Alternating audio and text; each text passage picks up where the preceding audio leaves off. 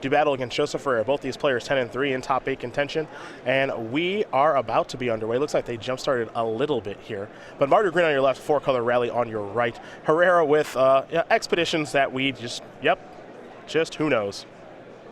Crackling Doom, you drew. Go ahead, Patrick. Expedition King. That is a... I don't know. Is this a Sunken Hollow? Is there a Sunken Hollow in his deck? Nope. Try again. Go fish. Cinderglade, and this is a Bloodstain Mire for a swamp. And Michael Majors has a Polluted Delta and a face-down card that he may or may not have fetched for. Not the cleanest game so far. That's how he shortcuts what he searches for to save time. I've played against Majors actually at the class he got second place in Charlotte. So the first time I saw that I was a little confused, but it makes sense as he plays a Jace here on turn number 2. Soulfire Grandmaster, the play here for Joseph Herrera. Herrera with the swamp. So, okay, that means that battle land taps for white. Yeah, that means it was a Canopy Vista, most likely. Chances are. Don't bring up the image like that clarifies anything. How can you associate it with any card that's in play? It's pretty clear that land's a Canopy Vista. Is there a Prairie Stream in his deck? Nope. No, all right, it has to be Canopy Vista. That's how we figured it out. All right. Crackling Doom is going to take care of Jace. Here comes Soulfire Grandmaster. Herrera gets to gain 2 life as well, so that's nice. I can't wait to start covering Legacy tournaments. At least it'll mostly be clear what Expedition is what. When your opponent's sacrificing a land and pointing at the Tropical Island, probably the Wasteland. When your opponent's tapping a land and removing a Simian Spirit Guide for a Blood Moon, it's probably Ancient Tomb. Hopefully it'll be clear enough. Okay. Oh, but they put the stupid filter lands in too. So Modern's going to be so tricky. Here's an Elvish Visionary, a Plains, and a passing of the turn back to Herrera. Nobody said our job was easy, man. Is that a Sacred Foundry? Is it an Arid Mesa? Is it a Rugged Prairie? Who knows? Hopefully a spell will be cast that clarifies it, but there's no way to tell. Herrera does miss his 4th land. Here comes Elvish Visionary. Herrera going to fall back down to a starting life total of 20. Canopy Vista there for Majors, and he could have anything as he passes the 4th turn with green mana available. It could really be anything. Windswept Heath, by the way. Okay. That's what that is. Here comes Soulfire Grandmaster. Risky business there with that attack. Yeah, that's a bit much for my taste, unless he's got some very specific set of cards in hand. Find out in a moment. Major with Collected Company. Grim Horror Specs and Sidisi's Faithful will enter the battlefield. There'll be an exploit trigger here for Sidisi's Faithful. And Elvish Visionary is going to bite the dust. With the exploit trigger on the stack, perhaps Herrera would like to play a removal spell to kill the Grim Horror Specs. Yeah, if he kills the Grim Horror Specs, this isn't really that bad. And his deck is very good at killing creatures like Grim Horror Specs. Yes, it is. And it looks like he does have a removal spell at the ready. Crackling Doom yet again. So Majors will lose Grim Horror Specs. He'll also take 2. Herrera will gain 2, of course.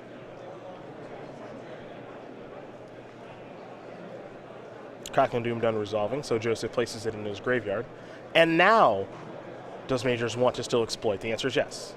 Seems valuable since Herrera can't recast this turn unless he has a land drop to make. Well, you already played a land. I've already played his land, so can't recast it this turn, and it's another Elvish Visionary in the graveyard for a rally against us down the line. So pretty easy exploit there, even though we could have just blocked the Soulfire Grandmaster. A Flooded Strand, as Majors will fall down to 9. Sunken Hollow is a land that he's going to search up.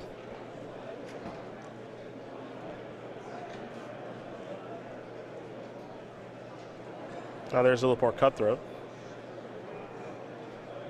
And there's another Zulaport Cutthroat. It's clogging up the works here. Yeah, that's exactly what this deck's trying to do. Is Herrera's going to fall down to 23. On the topic of expeditions, you know they are legal to play in sealed. I'm sorry. I know because I cracked a Scalding Tarn. Awesome. Yeah. Great. Apparently this is starting to come up with Strip Mine. This is this is coming up in sealed. Yeah. Ancient Tomb as well. Yeah. Oh yeah. Someone played a turn 3 Thought-Knot Seer. So that's cool. Ancient Tomb providing the colorless mana. Yes. For the Thought-Knot Seer. That's beautiful.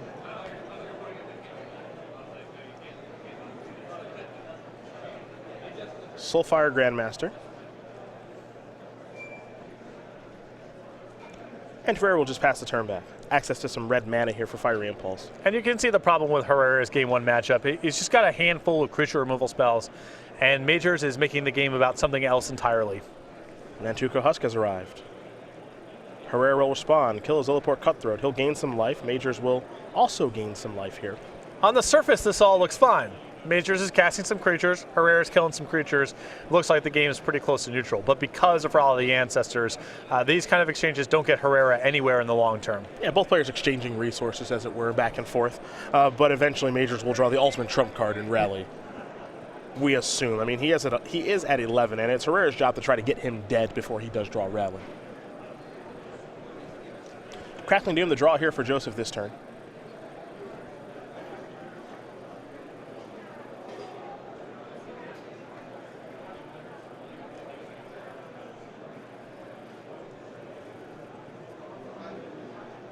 Crackling Doom maybe not going to be cast by Joseph. He's thinking about it.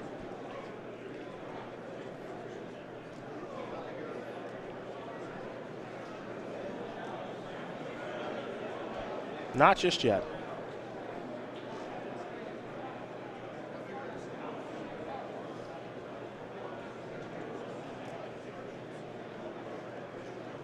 There's a Crackling Doom. There'll be a response here. And if Majors is sacking the CDC's Faithful here, I think that suggests that he's setting up Rally of the Ancestors for next turn. Feels that way, doesn't it? Just making sure he gets the maximum number of drains on the way out. Yep. So Herrera will gain a little bit of life. All that jazz. But it leads me to believe that Michael Majors does have Rally of the Ancestors in hand, and he's setting up a big one. There was no reason for him to make any sort of move if he wasn't planning on doing it. He could simply sacrifice the Nantuko Husk to Crackling Doom. He still has an 0-4 in play against a 2-2. Everything's all well and good. So if he's making this kind of move, it's with the intent of Rally of the Ancestors next turn. And there's so many small triggers here, just making sure that everything is kept above board here. Make sure all the damage gets tracked the right way. Here's an attack for 2. Herrera will gain some life, Majors will lose some, but you can already see the Rally Ancestors in his hand, so he's going to untap. He'll draw a card. Polluted Delta is the land. Majors will fall a little bit lower, down to 11. There's a Prairie Stream. No shortage of white mana here for Michael, however. And a really big draw here from Majors in the second copy of Rally of the Ancestors. The first one is likely to produce an advantage that is overwhelming but isn't necessarily game over. The second one probably going to kill him. Second one will be game over. Sidisi's Faithful, Elvish Visionary, Grim Horror Specs. This one might actually just be game over too, honestly. From 25, this is asking a lot, but maybe. See how it shakes out. Yeah. I'm not going to sit here and figure out the triggers. Majors can do that, and then we'll see what the life totals look like. Well, Michael is very good at it. Again, first place in our Standard Classic in Cincinnati to kick off the year. Second place in our Standard Classic in Charlotte, losing to Matthew Tickle in the finals. He likes this deck quite a bit, been writing about it quite a bit on StarCityGames.com, and is displaying quite a bit of prowess with this deck. As here's Elvish Visionary. He'll draw a card off of that. Grim Horror Specs and all these sacrifice triggers will allow him to do some pretty crazy stuff here as Herrera will take his turn. And you have to believe that Joseph knows he's in some trouble here. Shambling Vent is the land for the turn. And all he can do is pass the turn back. Rally wants to exile some stuff. That effect is on the stack. Majors is going to begin his turn with that on the stack by activating Jace. This will allow Jace to bypass the Rally trigger, as it does transform into the Telepath Unbound. Now Majors will start by sacrificing his Illiport Cutthroat. Be a little drain along with a trigger here from Grim Horror Specs to draw a card. Pick up another copy of Rally of the Ancestors. The Illiport Cutthroat will be sacrificed yet again. I think Herrera's just trying to figure out exactly what's the best place to make a move here, but I'm not sure that there actually is one. There's no effective way to really stop what's going on in the middle here and trap him.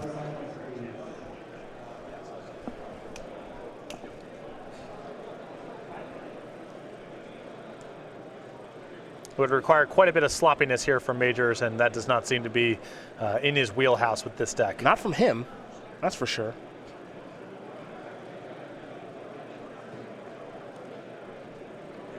Here's Abzan Charm. Well, I'll just sacrifice that. You don't get to draw a card off of Grimhorror Specs, but you do get to draw a card off of the other card that was sacrificed. That was Zulaport Cutthroat, of course. So Majors just moseying along. Drew a card for his turn, now he's sacrificing a fetch land. One thing, too, keep in mind that Elvish Visionary was cast. Did not come back from Rally.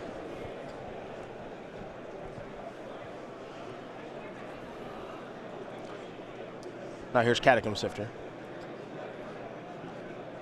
Very impressive to see the speed and confidence with which Majors are going through these triggers. We see a lot of these players sort of fumble around, take their time resolving the triggers. Majors is very, very sharp with this. Here's Elvish Visionary as well. You saw Ailey, the Eternal Pilgrim. Jace will take up, slow down Soulfire Grandmaster. And now let's go back Joe Herrera's way, see if he can have a turn that good. Assuming he drew another piece of spot removal. I think you're probably right. Perhaps a card that allows him to draw 2 cards. Just curious exactly what Ailey, the Eternal Pilgrim, does do. And for those of you at home who aren't aware, we can certainly bring it up for you. I think I might got this one. Yeah? All right. Black-White Legend, 2/3 Death Touch. Pay 1, sacrifice another creature, gain life equal to toughness. Pay Black-White 1, sacrifice another creature, exile non-land. Do this only if you have 30 or more health. Life.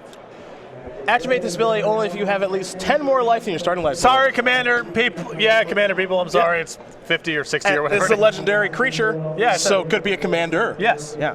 Just making sure that you know, that I know, that you know, that I know, Yeah. that they know, that we know. It's important. Which I do not. Yeah. Here's a Read the Bones. Trying to claw back in the card advantage battle. Yeah. A little draw 2. Ambitious is the word I would use. And you said it right at the top. The game 1 matchup here is very tough for Joseph. If he has a way to attack the spells, if he draws a couple of his copies of Duress, there's some hope here. But there's only 12 creatures in the deck. He applies very little pressure. So much of his deck is removal spells, and that's just not a plan here. And 4 of the creatures are Goblin Dark Dwellers. Yeah. So that's not really one that's going to apply a lot of pressure. I think it costs 5 mana.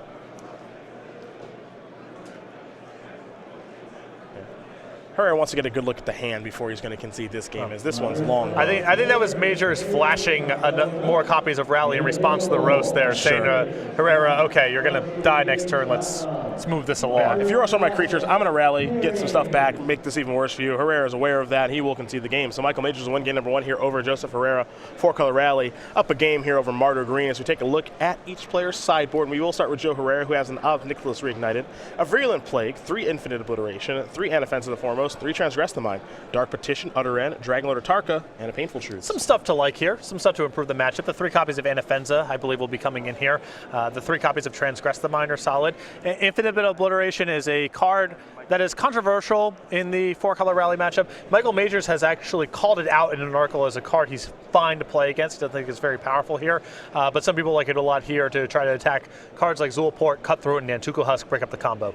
Well, the other side of things here for Michael Majors: 2 Hollowed Moonlight, 3 Murderous Cut, 3 Dispel, 2 Disdainful Stroke, 2 Duress, and 3 Irrational. I think we're going to see kind of standard stuff here. Some mixture of Dispel and Duress to fight over things like Hollowed Moonlight or just card draws and removal in the event that Herrera doesn't have it, and 3 copies of Murderous Cut in case something like Anafenza shows up on the other side. And we can see that it will. Either that and Anafenza, or also this is a deck Herrera's playing that has access to a card like Kalidas as well. Yeah, so. we've seen that as sort of a different version of Anafenza for decks that don't necessarily have Abzan mana. Herrera's deck could have either or both, and as a result of that, Majors will probably bring in the Murderous Cuts. These players will shuffle up, sideboard, all that good stuff. Game number 2 will be underway here in just a moment. While we wait, SCG Game Night's what we're talking about, where in the month of January you can get our good friend, a Grizzly Brand. So every month, Star City Games produces new kits with pins and tokens we send out to the stores that are signed up for Game Night. Game Night can be run any day of the week, sanctioned or unsanctioned, any format. Just get players in your store on a regular basis for some fun and friendly magic.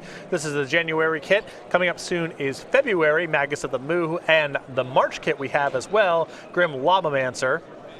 Still getting my tongue wrapped around that one. It's a little bit of a tongue twister for me. You made it look easy. Getting there. Anyhow, StarCityGames.com/game night for more information. Find the game night closest to you. Stores you want to get signed up. Contact your Star City Games in-store play representative. Game number 2 about to be underway here between Michael Majors and Joseph Herrera. Michael Majors, number 22 on our Season 1 leaderboard. Bit of a run for the youngster. I say young, he is 24. That's young, right? Technically? For Magic years, it's not that young. Yeah? It's like middle-aged. Fair enough. Evans, Georgia, from around the area. Actually, he came down a couple days early so he could say hi to the old parents before doing battle here. And it looks like he might have open top 8 number 6 on the way. One open win that we saw a few years ago. An avid reader, an amateur kayak enthusiast, and aspires to own an Applebee's franchise in the future, or as he calls it, Club Bees. I occasionally, after events, get a text from Michael Majors that simply says Club Bees ? Yeah. The question, that's a shortening of the question, do you want to meet me at the closest Applebee's where I'm going to be for the next several hours? Yes, he is now a Roanoke native. He is working for Star City Games, producing content and having fun with Jerry Thompson. And Majors and I actually live pretty close to each other. I'd say, honestly, about 2 minutes apart in different apartment complexes. And we also live very close to the club. Club Bees. And so he is consistently asking me on a daily basis if I would like to go to the club. And, well, I've kept saying no, but maybe I'll indulge him one of these times. It's interesting, because I would describe Michael Majors, even though he's fairly young, as a man of taste. Yes. Very tasteful person. Yes. So I'm not trying to denigrate Applebee's here. No, but it's just sort of outside what I typically expect of Michael Majors' interests and things he's a fan of. Well, again, he really just likes the club. Yeah, he loves the club. So he's found something that works for him, and in life, that's important for everyone. Herrera will be on the play here for game number 2. He'll start with an unreadable card that Majors actually has to even look over. And apparently, it's a Cinderglade. All right, well, let's go with that for now. Majors with an Evolving Wilds. Gonna search up a basic land. It was a swamp. Wooded foothills there from Herrera.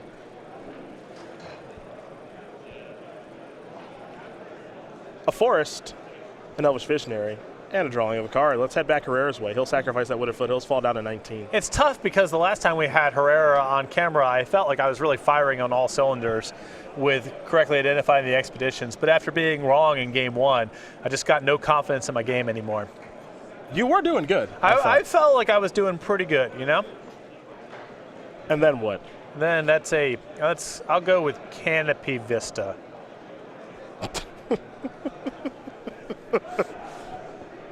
So this is never going to get old for me. No. Bang. There it is. What? That'll help. That'll help. No, it doesn't. No. Another Wooded Foothills. No, it doesn't. That doesn't look like any card on the screen. I think that's my best guess. All right, they got a swamp. Yep. That means that's a Bloodstained Mire, not a Wooded Foothills. That's exactly what that means. Here's Anafenza.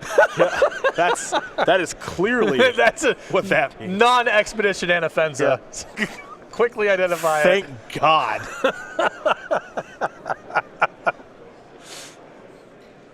Here's a Flooded Strand.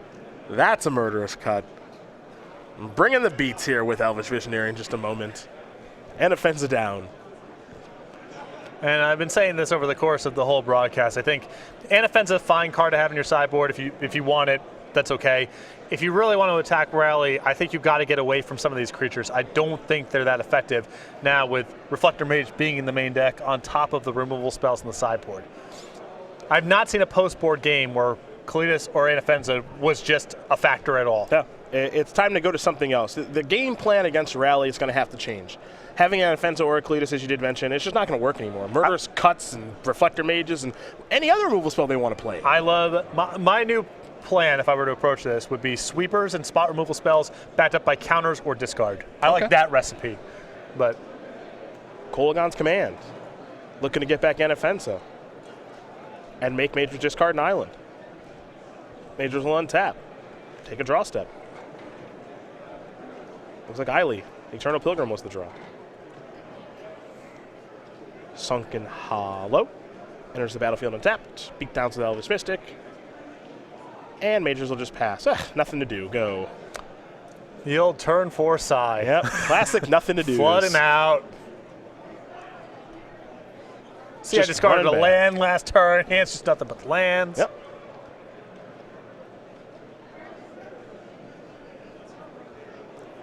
for Herrera. He's going to have to figure out something new on his 5th turn, because I don't think that he thinks that Anafenza is going to be the end-all, be-all here. He played what I believe to be a Smoldering Marsh. Your guess is as good as mine. I know that's a Collected Company. Well, my guess is slightly better than yours, but we're still both just guessing. Here's a Reflector Mage. That's fun, along with a Jace. Yep. Anafenza going to have to go home here in just a moment, I think. Fiery Impulse going to take care of Jace. Anafenza's back to the grip. Yeah, good sequencing there for Herrera. Make sure the Jace gets exiled. Reflector Mage, Elves Visionary, come on in. Herrera going to fall down to 13.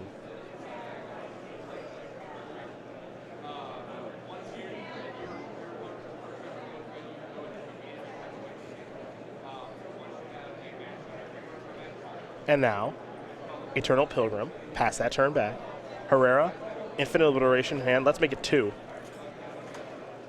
Now I have a feeling this game we're gonna get to test out Majors' theory, because Herrera has a lot of Infinite Obliterations. As I mentioned before, Majors' article said, I don't care about playing against this card. I see this as a creature deck first and a combo deck second. Let's see if Herrera can punch any sort of hole here with these Infinite Obliterations. Let's see where he's gonna start. Well, there is Infinite Obliteration. Name that card. We'll get confirmation on what he is naming here in just a moment. First name is usually on Nantuko Husk, from what I've seen. He's going to go with Husk. Perhaps Majors just sideboarded some out. There's 1. There's 2. Ha ha ha. Tricky. Ha ha ha. A very tricky Michael Majors.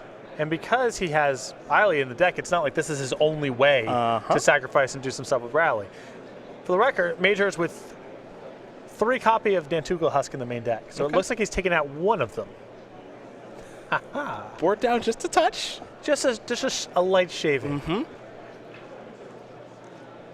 And now Soulfire Grandmaster. You see Majors' hand, Collected Company, Dispel, Rally the Ancestors. Pretty good hand. And with the Dispels here, you can tell his concern is over Hallowed Moonlight, not over cards like Infinite Obliteration. Majors will untap, playing face up because he's such a nice guy. And his hand is so good. That's that too. Yeah. Classic. Classic show-offs. And it's gone. Collected Company. Going to reveal that one again. Main phase. Take a look at the top 6. See what he hits. Elvish Visionary is 1. That's an embarrassing Collected Company. Still punched through 4 lands and a Dispel he didn't really want. True. Picked up an Evolving Wilds, I believe. That'll be the land for the turn. It's got a pretty good attack with the Death Touch and the Reflect Mage. So when they come, attack for 4. Herrera will fall down to 9 and pass that turn back. Over to Joseph he goes. He'll untap his $3 million mana base and take a draw.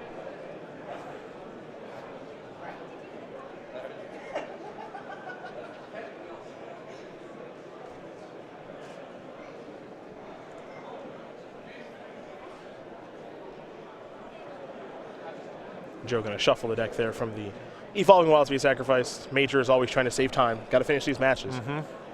Very fluid with the deck. Good pace of play, too. I mean, we're 27 minutes roughly left in the match here. There is a fetch land. Whatever. Yeah, it's not Wasteland or Strip Mine. And now a battle land.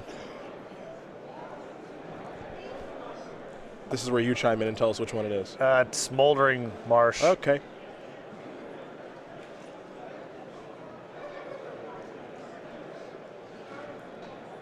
Very good chance I'm wrong also.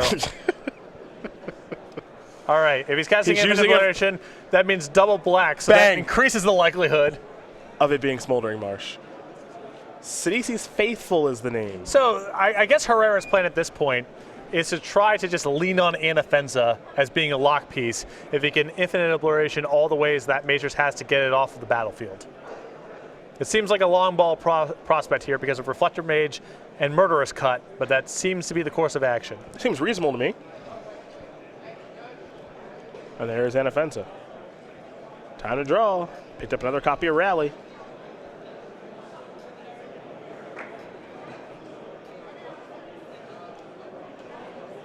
The Eternal Pilgrim with its Death Touch coming into the red zone. This could be a problem here. Because Majors has a backup copy of Eiley. So this could be an avenue to victory, even though he's lost some of his more important threats in Antuco Husk and Sidisi's Faithful. The beatdowns, huh? Is he going to miss the... He does not miss the trigger with the Anafenza.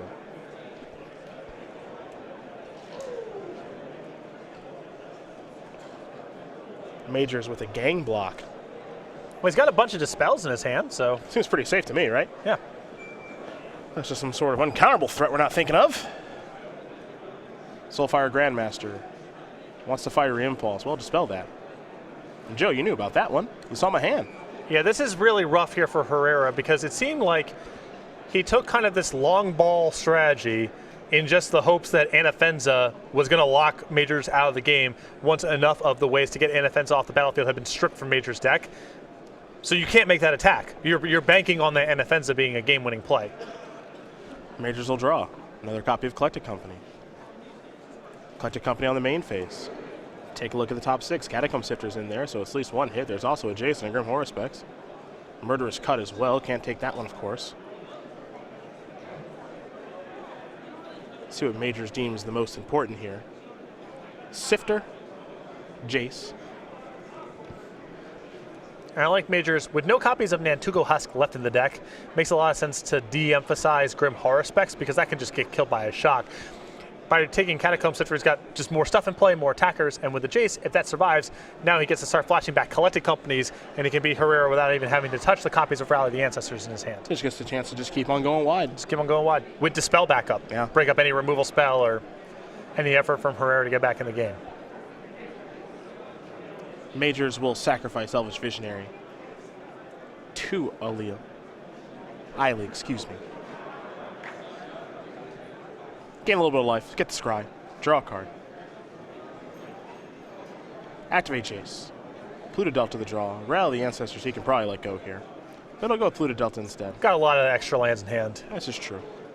Jace starts on 5. It's down to 2. Murderous Cut. Going after you, Soulfire Grandmaster. And the speed with which Majors is doing all of this is very impressive. Not his first rodeo. Trust me. Those classic wins. Well, that one classic win and then runner-up performance in Cincinnati and Charlotte, respectively. Very impressive. Herrera will draw. He'll pass the turn back. And he'll make Majors come across for those last points of damage. That's exactly what Michael is going to do. Michael Majors going to win this match here over Joseph Herrera. 2-0. 4-color rally. Going to get the job done here for Michael over Mardu Green. That puts him up to 11-3.